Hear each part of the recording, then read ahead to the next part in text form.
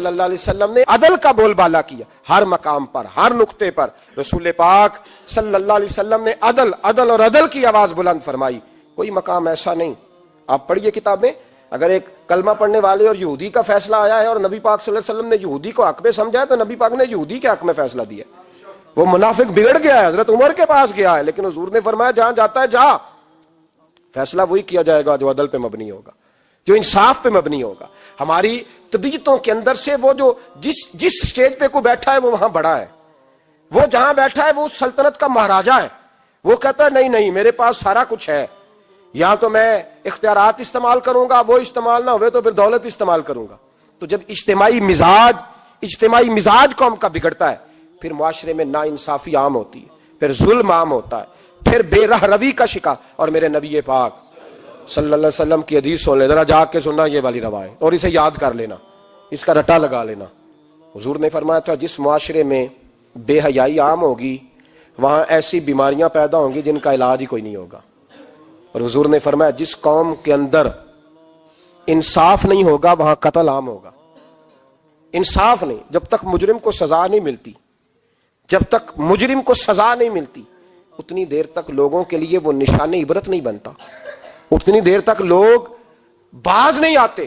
یاد رکھیں جب انصاف ہوگا، عدل ہوگا، اور عدل کرنے والے جب عدل کریں گے اور انصاف کا دامن تھامیں گے، پہلی بات تو یہ ہے کہ ہم اپنے آپ سے ورا کریں بہت ساری چیزوں کو۔ ہم دیکھتے ہیں حکومت نے چھوٹی چھوٹی کمیٹیاں بنا دی ہیں مصالحتی کمیٹیوں کے لیے، بین المذاہب کمیٹیاں، بڑا کچھ بن گیا ہے، لیکن لوگ گروہ بندی کا شکار ہیں، گروہی تعصبات ہیں۔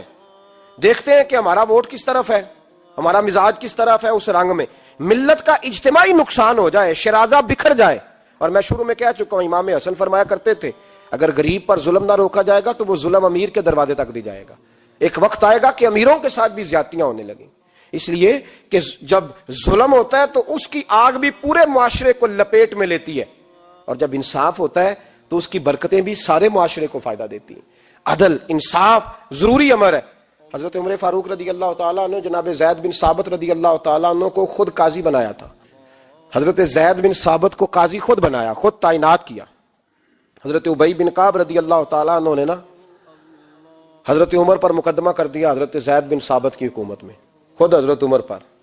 جناب عمر جب پہنچے نا وہاں سب لوگ بیٹھے رہے، ایک شخص کہنے لگا تم اپنے امیر کے لیے کھڑے نہیں ہوئے، تو حضرت زید بن ثابت کہنے لگے چپ کر جا، ان پر مقدمہ ہے، وہ حساب دینے آئے ہیں، امیر المومنین بن کے نہیں آئے۔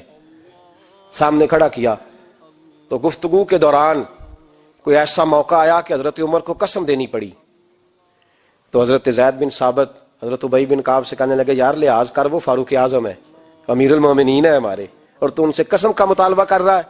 حضرت سیدنا فاروق اعظم کی طرفداری میں بات کی نا، تو حضرت سیدنا عمر فرمانے لگے زید اس مقدمے کا فیصلہ کر لو اور اس کے بعد میں تمہیں معزول کر دوں گا، تم تو اہلیت ہی نہیں رکھتے۔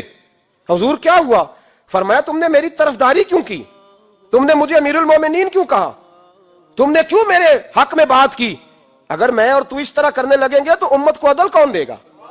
اگر میرا اور تیرا یہ رنگ ہو جائے گا، کیوں تو نے مجھے امیر المومنین کہا؟ اس وقت میں اپنی صفائی دینے آیا ہوں، عمر بن خطاب سے زیادہ میرا کوئی تعارف نہیں ہونا چاہیے، کیوں تم نے یہ لفظ کہے؟ اور فرمایا اگر مجھ پر قسم آئے گی اور جو میرے اوپر لاگو ہوگا مجھے وہ کام کرنے کا تمہیں حکم کرنا چاہیے تھا۔ یہاں تو حال ہی کوئی نہیں، مزاج ہی کوئی نہیں۔ ہماری قوم بڑی سمجھدار ہے، حکمران بھی بڑے سمجھدار ہیں۔ ممتاز حسین قادری رحمۃ اللہ علیہ کو پھانسی ہوئی تو لوگ کہنے لگے مولوی شدائی ہو گئے، فیصلہ تھا عدالت کا تو ماننا چاہیے تھا۔ ایک فیصلہ ایک پیپلز پارٹی کے سابقہ صدر کے بارے میں بھی عدالت نے دیا تھا، اور پھر آپ کی پارلیمنٹ نے اس فیصلے کو کنڈم کیا، مذمت کی، اور اٹھ کے کہا گیا کہ ہم مذمت کرتے ہیں، فیصلہ غلط تھا۔ جب حضرت ممتاز قادری کے حق میں فیصلہ آئے تو اس وقت لوگ بولتے ہیں، کہتے ہیں دیکھو جناب عدالت کا فیصلہ ہے اور مولوی کہہ رہے پھانسی نہ دو۔